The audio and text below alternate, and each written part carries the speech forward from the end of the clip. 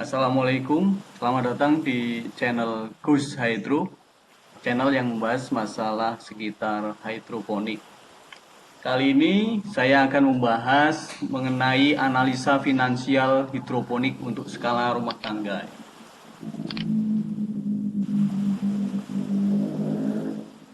Jadi dalam bidang ekonomi kita mengenal ada istilahnya layak atau tidak suatu proyek dalam finansial. Itu ada tiga parameter penting. Yang pertama adalah NPV. NPV itu Net Present Value. Ini dipakai untuk menunjukkan berapa nilai uang kita pada saat ini ketika proyek ini dijalankan. Dia nanti kan akan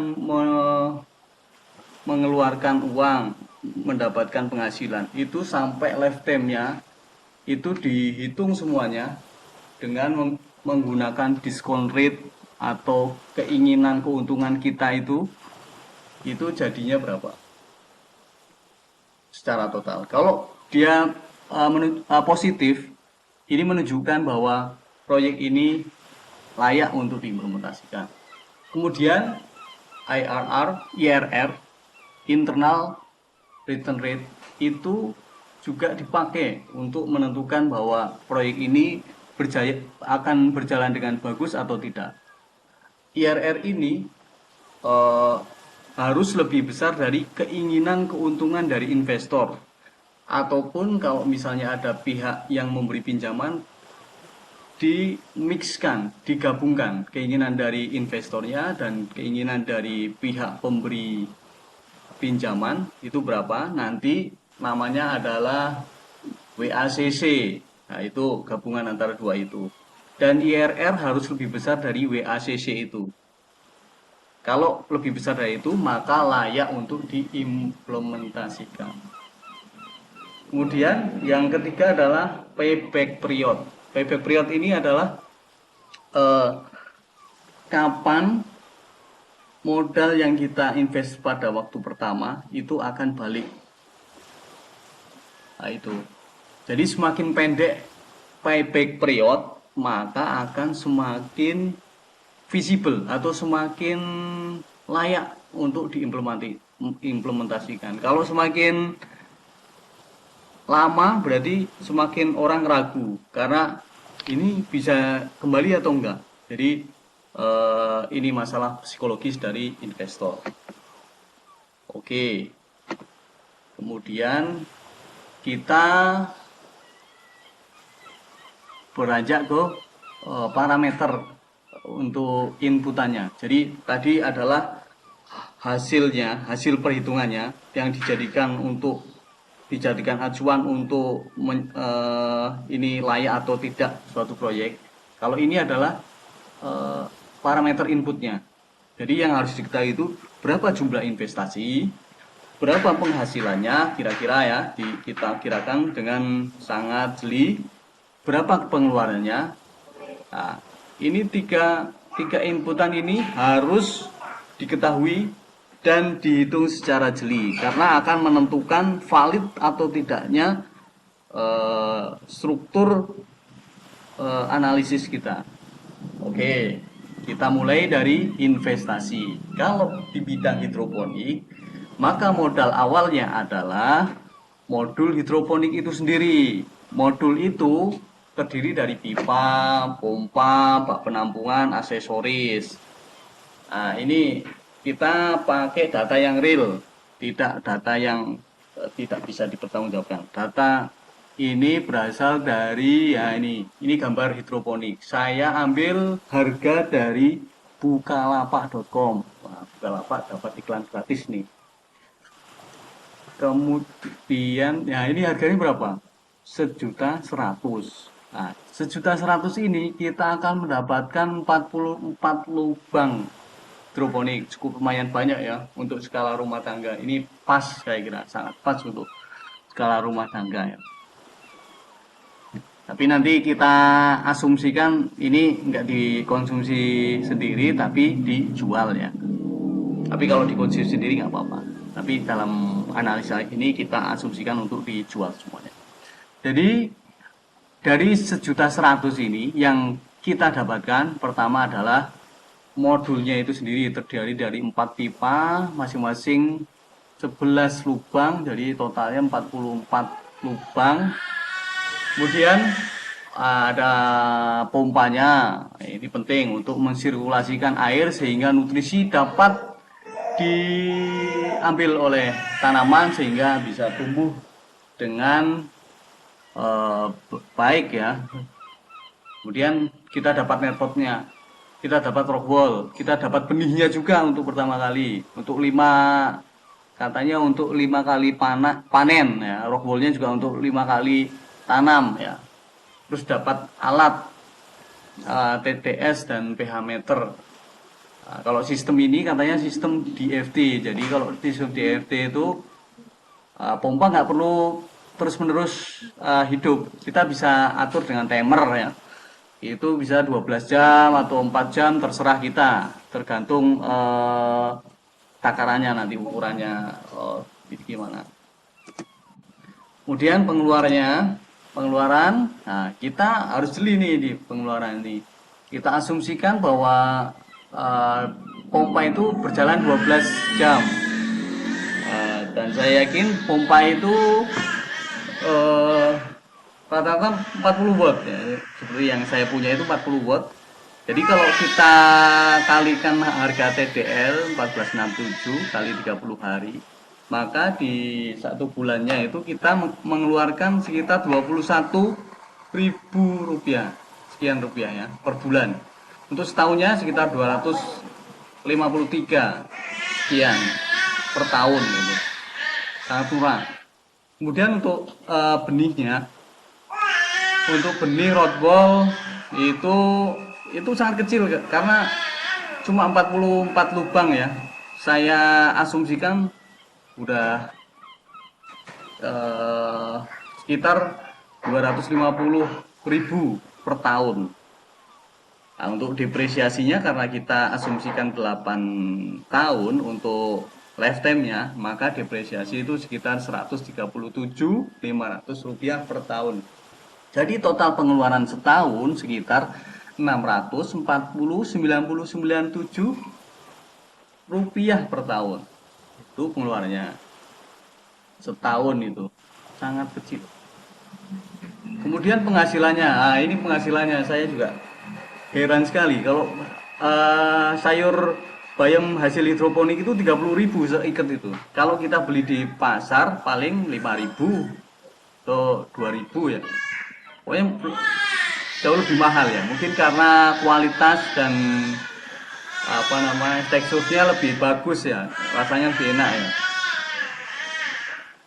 Kemudian ini 30.000 satu netpot itu menghasilkan 30.000. Jadi kalau masa tanam bayam itu sekitar 25-30 hari, kita anggap 1 bulan ya, 1 bulan panen. Masa semai kita nggak dihitung karena kita punya persiapan kan. Ketika 30 hari kita ada persiapan 9 hari untuk semai. Ketika sudah siap kita pasang lagi, kita panen langsung kita pasang lagi. Jadi hitungannya 1 bulan itu kita panen ya. Jadi keuntungan untuk 1 bulan itu 1.320.000 rupiah. Wah ini udah ketahuan nih, modalnya udah balik 1 bulan. Tapi ya kita tunggu ya hasil perhitungan lengkapnya. Kalau 1 tahun itu kita menghasilkan 15.840.000 rupiah. Sangat besar jika dibandingkan dengan investasinya. Oke. Ini asumsi bayamnya laku semua. Ya 44 biji ya mudah lah kita bisa laku ya, apalagi kalau di perkotaan seperti Jakarta atau Depok, Bekasi dan sekitarnya ya. Kemudian ya ini analisa finansial, ini inti dari video ini. Jadi analisa finansial ini bisa dipakai untuk proyek apa aja, mau proyek pembangunan toko, mau mendirikan pabrik, mendirikan toko roti dan sebagainya. Ini ilmu penting, harus dikuasai oleh para pedagang.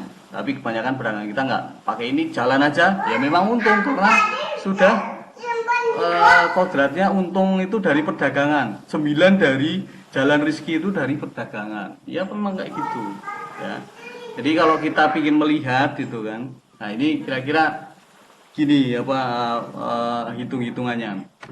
Jadi kita investasinya 1.100.000.